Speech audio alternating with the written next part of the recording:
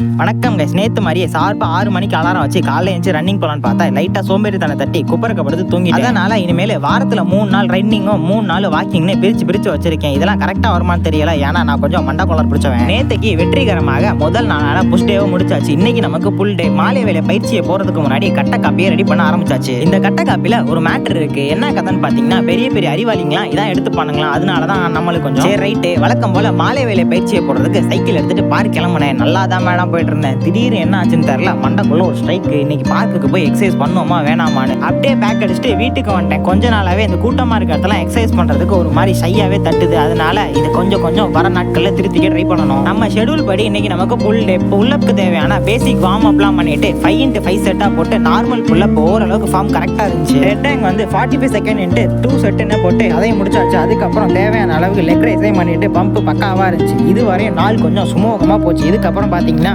நல்லா இருக்க ட்ரைபேடை வீடியோ எடுக்க போறேன்னு வெளில கொண்டு போய் எடுத்து அதையும் உடச்சிட்டேன். இப்பதான் கொஞ்சம் நல்லா ஆச்சு. குறி சேர்க்கிற மாதிரி சேர்த்து வாங்கினது தூக்கி போட மனசு இல்லாம கொஞ்சம் நமக்கு தெரிஞ்ச பேட்ச் ஒர்க்லாம் போட்டு மேனேஜ் பண்ணிட்டேன். சரி ரைட்டு. இன்னைக்கு டேட் ஒர்க் அவுட் பாத்தீங்கன்னா பக்காவா முடிச்சாச்சு. ஆனா டயட் மட்டும் கொஞ்சம் கோளாறாவே போயிருக்கும். இதே மாதிரி நாளைக்கு ஒரு நல்ல வீடியோல பார்க்கலாம். அதுவரையும் உங்களிடமிருந்து விடைபெறுவது